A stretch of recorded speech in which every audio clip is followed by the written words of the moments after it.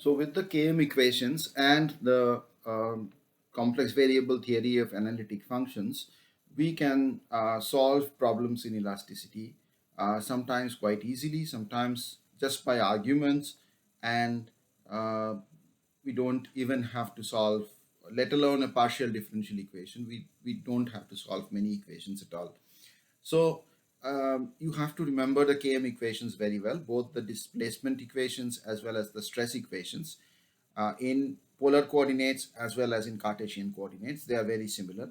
And I'll show you three examples in this module where we will be able to get to the Km potentials by use of arguments about analytic functions, more or less. Okay, the first problem is the simplest one, where we have a big infinite body which is subjected to remote stresses. So these guys are remote stresses that have been applied very far away at the boundary, and there are no holes in the body. So this is a continuous, simply connected infinite body, and obviously the stresses and displacements have to be analytic, and therefore the potentials also are analytic functions. We are looking for two analytic functions, capital omega z and small omega z, which are analytic over the entire plane, entire infinite plane. And the function that fits the bill, as we have already discussed, is the polynomial. So these polynomials with positive powers of z, with positive or zero powers of z, are exactly the suitable candidates, for analytic functions that are analytic all over the infinite plane. So we have these unknown constants, coefficients, alpha n and beta n, and we'll see how to determine them. Now let us go back to the blackboard and let us write down the Km equations.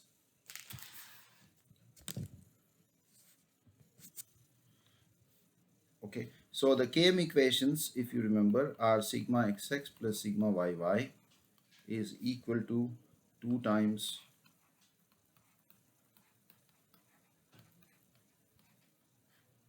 this is the first one, and sigma xx minus sigma yy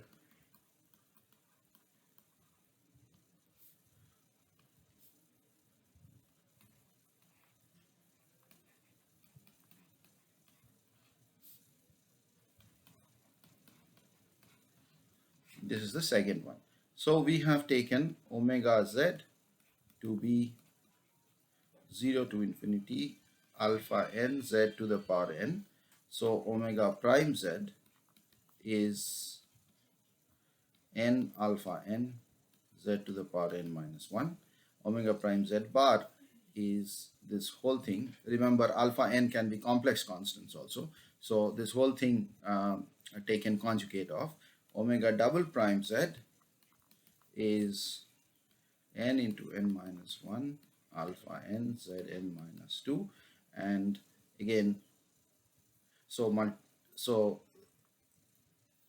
that is mod of this whole thing, and then you multiply by z, so you have z here. Okay. Similarly, omega z we have taken as beta n z to the power n 0 to infinity. Omega prime z is n beta n z to the power n minus 1. Omega prime z bar, which you need here, is mod of this whole thing. Okay, so these are the equations that we are going to use. These are the expressions that we are going to use. We are going to put these back into the Km equations, and we are going to equate the left hand side and the right hand side. So let's do that.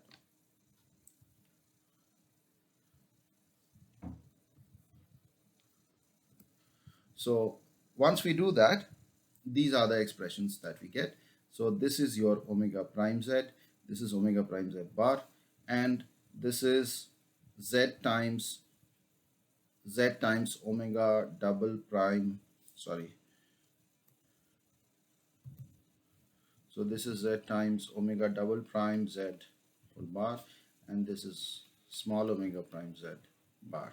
So this is what we have to do. And now uh, you have to see that the terms cannot go to infinity. So for the terms to go to infinity, anything greater than 1, any value of n greater than 1 would make this term go to infinity as z mod z tends to infinity, this term go to infinity, this term go to infinity. So we have the choice of only n equal to 1, which is the only choice that we have. So we get sigma xx plus sigma yy is equal to 2, n is 1, so alpha n plus alpha n bar, this is what we get. And sigma xx minus sigma yy plus 2i xy, this is the second one, you will get minus 2. The first term is 0, n into n minus 1 is 0 for n equal to 1, and the second term would be beta 1, this is alpha 1 actually, this is alpha 1, beta 1 bar. So these are the two equations that we will get. And omega z, because n has only the value 1, omega z and small omega z are both linear functions. So what we have is omega z is alpha n z and small omega z is beta n z. Okay, so because anything other than n equal to 1 is going to make the stresses go to infinity as mod z tends to infinity. Now, how do we find this alpha 1 and beta 1? We find it by using these equations. We know that at infinity, these have to be equal to these things. And these two equations will then give us the values of alpha 1 and beta 1 in terms of the remote stresses that we have applied. So once we use these two equations, it's easy to derive. So this is alpha 1 plus alpha 1 bar. So that's the real part of alpha 1. So real part of alpha 1 is sigma xx infinity, sigma yy infinity. These are values that you know. These are boundary conditions divided by 4. Similarly, real part of beta 1, imaginary part of beta 1 are easily obtained. And then in terms of this, these are the final forms, linear forms of capital omega z and small omega z for a problem where you have no holes in the body, you have infinite body subjected to a set of given remote stresses. Okay, so this is for a body without holes, and in the next module we will look at a body, what happens when the body has holes, what kind of a function would capital omega z and small omega z be.